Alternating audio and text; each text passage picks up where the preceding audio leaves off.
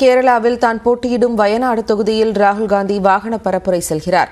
கூடுதல் தகவல்களை நமது செய்தியாளர் சுசித்ராவிடம் கேட்கலாம். சுசித்ரா, ராகுல் காந்தி பரப்புரையின் களச்சூழல் எப்படி இருக்கிறது?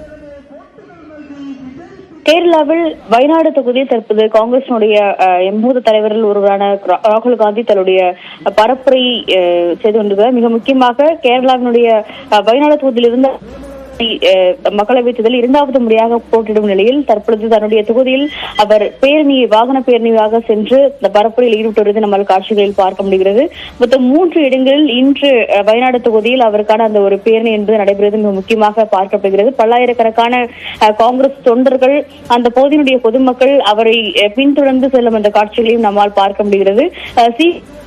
அனிராஜாவிற்கு எதிராக இந்த ஒரு தேர்தல் அவர் போட்டியிடுவது முக்கியமாக பார்க்கப்படுகிறது. சிபிஐ சார்பாக அனிராஜாவும், பாஜகவுடைய சார்பாக அம்மாநிலத்தினுடைய தலைவர் சுரேந்திரனும் இந்த வயநாடு தொகுதியில் இருந்து தேர்தல் வேட்பாளர்களாக களமிறக்கப்பட்டிருக்கார்கள். பல்வேறு கட்ட அந்த பரப்புரைகளை ராகுல் காந்தி மேற்கொண்டு வரும் இந்த பகுதியில் தற்பொழுது வயநாட்டினுடைய சுல்தான்புரி பகுதியில் இருந்து தற்பொழுது தன்னுடைய பரப்புரையை அதிகாரப்பூர்வமாக தொடங்கியிருக்கிறார். தமிழ்நாடு, தெலுங்கானா உள்ளிட்ட மாநிலங்களில் ஏற்கனவே முதற்கட்ட பரப்புரை அவர் நடத்திய நிலையில் வேட்புமனு தாக்கலுக்கு பிறகு தற்பொழுது அதிகாரப்பூர்வ பரப்புரையை அங்கே தொடங்கியிருக்கிறார். பேரணி வாயிலாக சென்று காங்கிரசுக்கு வாக்களிக்க வேண்டும் என்ற ஒரு வாக்கு சேகரிப்பில் தற்போது ராகுல் காந்தி ஈடுபட்டு வருவதை நம்மால் பார்க்கப்படுகிறது. அந்த போதில் கேரளாவினுடைய முக்கிய காங்கிரசினுடைய மூத்த தலைவர்களும் அந்த நிகழ்வில் பங்கேற்றுள்ளது நம்மால் பார்க்கப்படுகிறது. பல்லாயிரக்கணக்கான மக்கள் கடும் ஒரு கூட்டமானது ராகுல் காந்தியினுடைய அந்த பரப்புரை வண்டியை தொடர்ந்து பின்தொடர்ந்து செல்வதையும் நம்மால் அந்த காட்சியில் பார்க்க முடிகிறது. மிக முக்கியமாக கேரளாவை பொறுத்தளவில் வயநாடுடைய அந்த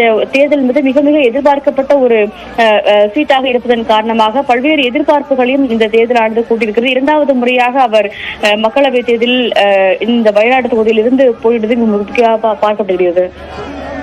வழங்கியமைக்கு நன்றி சுசித்ரா.